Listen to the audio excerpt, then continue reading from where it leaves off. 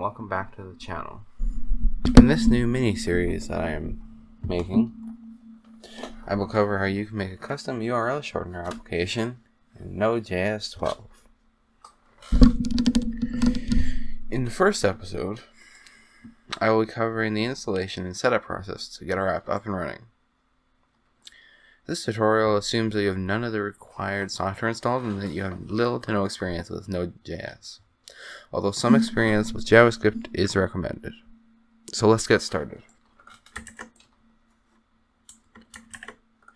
So, first things first, we'll navigate to Node.js's website to actually install Node.js. And we'll download the recommended version of Node.js 12, the LTS, as it is stable and we do not require the features provided in the latest version. If you are planning on making other applications which do require features in the latest version, feel free to download that instead, as it will work just as well for this tutorial. Secondly, we will download my preferred editor of choice for JavaScript and Node.js development, Visual Studio Code, at code.visualstudio.com. We will download the latest stable version and run both of the executables that we have downloaded to install both Node.js and VS Code. So we click download for Windows, save the file, and up here we can run both Node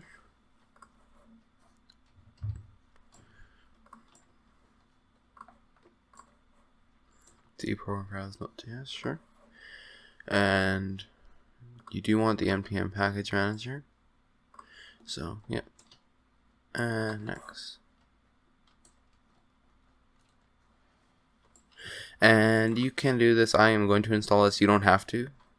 I don't believe you need this for the tutorial. But if you think you'll need this, you can install this as well. So, we'll allow that. We'll install that. And we'll also install VS Code.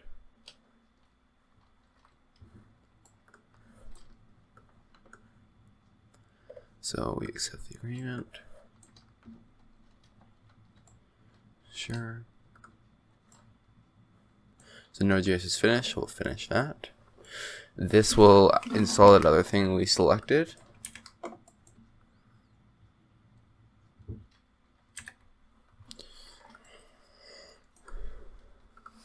So we'll allow that. And then where should setup place the program shortcut? So we can just place it in the default folder. You can change that if you'd like. I'm going to create a desktop icon so I can open it on the desktop. And I'm going to add the open with code thing as well, so that I can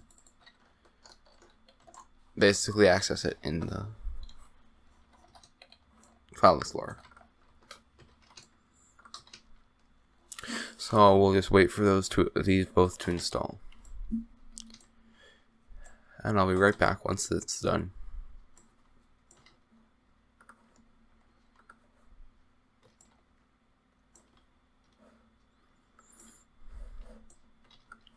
Okay, so welcome back everyone, and I have now installed all the chocolate he has installed, the extra tools, so we'll just do what it says, type enter to exit, and now we're ready to continue with the tutorial. So next we'll be booting up the Visual Studio Code and working on installing some quality of life plugins. These are of course optional, but it can make life easier when developing in Node.js and JavaScript, so I recommend them. To install plugins, we navigate to the Plugins tab, or Extensions tab, which is here. We can search for our desired plugins here. The plugins that will be installing are Node, JSON, Autocomplete, this one right here. And to install it, we click install, and this will basically make utilizing JSON files in Node.js much easier, as it provides autocomplete for them. And the second plugin that we'll install is REST Client. So this one here, which will allow us to basically send HTTP requests directly from our code to our API that we're making for the URL shortener to test its functionality. Basically, so that we don't have to have a front-end website that sends a request to it to actually test if the code is working. So we'll also install that one. So now, if we go back, you'll see that we should have them installed, meaning that we're ready to go. So, the last few things that we need to do to set up a project is to initialize our actual Node.js project and to install the necessary Node.js packages. To start, we can open up the command prompt by going to Windows and typing cmd, and then enter. So then we're going to cd, or basically move our working directory to our desired folder. In this case, my folder for Node projects can be found on my desktop. So we'll first go to the desktop, and then it's labeled Node.js projects. So if you don't have that, or you don't have a folder, you can do make dir under Node.js projects, or whatever you want to name that, and that will create a file on your desktop named Node.js projects, which you can also see right here.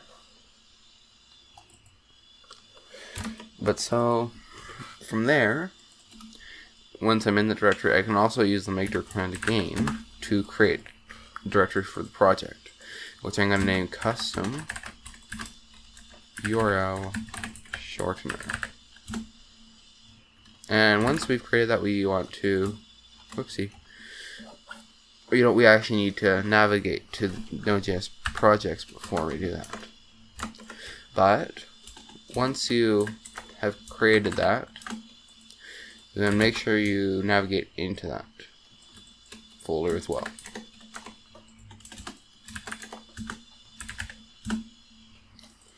Now that we're here, we can run Node.js's initialization command, which is npm init-y, and the y flag here basically tells it that we want all of the default settings of the inputs for our project.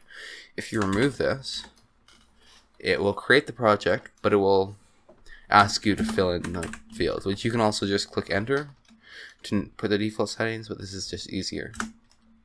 So you run that, and these are the default settings. So this is what it created. It created a package.json file that has these. Finally, we're going to install all the plugins we want to run. /need for our project, the packages, basically that make our project work, by running npm I or install Express, which is basically and I'll explain all these as we use them, though Express is basically the web server itself. So express.env mongoose short id, and finally valid-url. We'll also put the flag of --save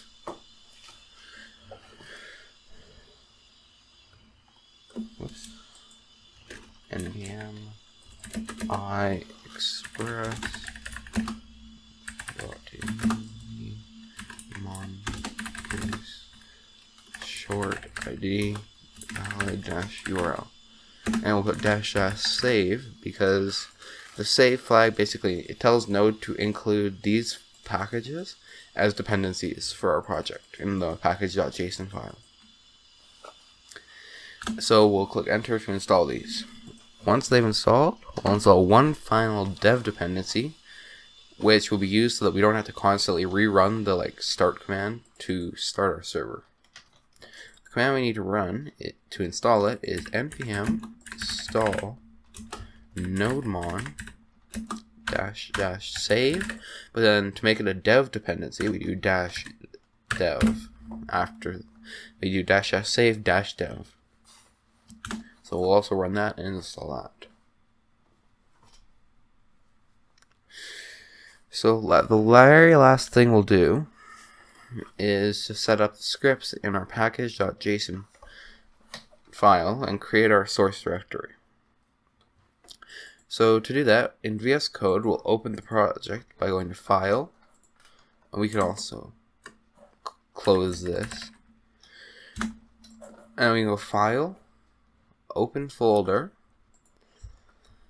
and then we'll select our URL shortener project folder. So desktop, Node.js projects, custom URL shortener. And then we'll select that folder. It will reopen this, and you can see here, this is our file. And in here, the package.json, you can see all the things we installed earlier, and that the nodemon is in the dev dependencies section. Your file should look similar to this or newer versions of these, but otherwise it should have all these. So yeah, now we're going to want to be in here. We'll look at the scripts section here, where just this section, and we can delete anything that is in there. You can keep this if you want, but I'm going to delete it because we don't need it. And because we're going to be creating our own scripts. And these are basically things that you can run with npm space run space the name that you have here. So if I have dev here, it will be npm space run space dev. And these run whatever is in this second script here when you run that.